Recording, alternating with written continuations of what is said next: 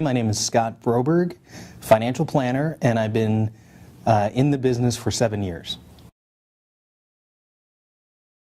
Financial planner is really, we're going to begin with the end in mind. So if you think about, it's very much like taking a trip, and maybe your travel agent is going to help you along with that trip. So the first thing you do is decide where you want to go.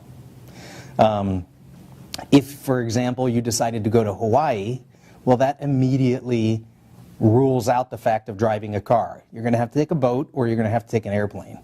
So what we do is we take people's goals, and then starting with that, for example, it may be a goal of purchasing a house or paying for college or even saving money so that you can retire someday. We take that goal and we help create basically a roadmap to get there. So if you go back to the travel analogy, if you wanted to take a road trip in your car, you might go into MapQuest, put in your destination, and then MapQuest is going to create a map for you to get to where you want to go. And so what we'll do is we take our clients' goals, we put them into our own financial planning software, and that creates then essentially a roadmap for their money and into the future. And you know, just like any trip, there's no guarantees that it's going to work out exactly as planned. If you get on the road and you might run into a traffic jam or into a detour or something from road work, but because you have a map and you've already planned ahead, it minimizes those detours, so to speak. And so the same thing with a financial plan. When you've planned ahead, it helps you along the way when life changes. Everybody has questions in life. No matter what age they're at, you can come up with questions about your money. So for instance, in high school, you may be asking, what do I do with this extra money that I have if you have a job? Well, when you get to college, you're still going to have questions about what you do with your money. When you get a first job or you're starting out in life, you're going to have questions about what you do with your money. So the short answer is everybody can use financial advice in some way, shape, or form. Now that there becomes a practicality issue of how much you would pay to get financial advice.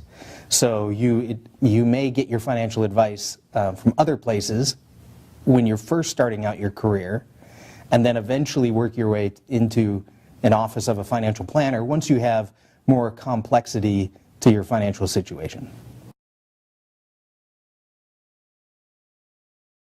Well, again, very similar to my last answer, it would be today, as soon as possible, because time is short, and we need to be able to make the most of the time that we have and the limited assets that all of us use in our lives.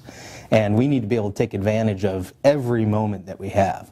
So again, it goes back to the practicality issue, though, of where are you getting your financial advice. So when somebody's young and they're just beginning to save money, they may go to a financial planner and simply pay a one-time fee, a very small fee, to get some guidance to move ahead. Once you've then started accumulating more assets, it makes more sense then to have an ongoing relationship with a financial planner that you would pay on a regular basis. But essentially, again, it goes back to, at any age, we can all use advice on what to do with our money. The number one thing for me is a good fit. Now, a good fit with a financial planner really comes to a lot of intangibles. For instance, you want to have somebody that you're comfortable with, that you get a good sense that you can trust the person to help you. This is a very important thing that you're asking this person to do, and you want to be able to be sure that you feel comfortable approaching them for advice. You want to be able to feel that when you go in, you can share all of your financial information with that person. So that can be very difficult to open up all of your finances to an individual. The third one is you want to know how you're paying that person, and then you'd also want to have a sense that you're getting value from the money that you're paying them. If you paid somebody $3,000 but you could have gotten the same advice for $500, well then that's really, you're not getting the direct value for your money. So you want to be able to have a sense that you're getting value from the person. And if you're comfortable, you have a sense of getting value, and you feel like you're being organized and you're being led down a path and it's becoming clearer to you, then I would say that's how you know that that would be a good person to work with. The best advice that I could give to just about anybody out there is simply spend less than you earn. And that sounds so simple, yet we live in a society where everybody has the ability with a credit card to go spend more than they bring in a month. Now eventually that'll catch up to everybody to where you have to pay that back. But if over the course of a lifetime you spend less money than you bring in from your job, which ultimately means you're putting some amount back into savings, your probabilities of success go way up. And that goes for any income level. There are Hollywood stars that make $1 million a year and they spend $2 million. And that will not lead to financial success. So we always encourage people, whatever income level they're at, simply spend less than you earn is the best advice for everybody. So the best age for somebody to start thinking about their financial future is today.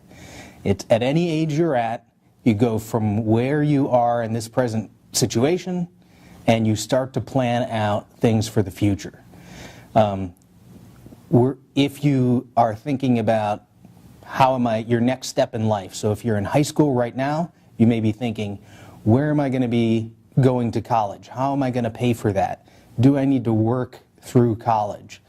Little things like that is going to make a big difference at any age. So when you get to college or you get out of high school and you're in your first job, now you're going to have decisions. What clothes do I buy? Where do I go live? What kind of car do I drive? Where do I shop? Do I shop at the more expensive grocery stores or the cheaper grocery stores? And all of those fall into your entire financial picture. And of course, any time that you can be getting guidance on that is going to be helping out anyone in life. So one of the biggest mistakes we see is, particularly with young people, is overspending on cars.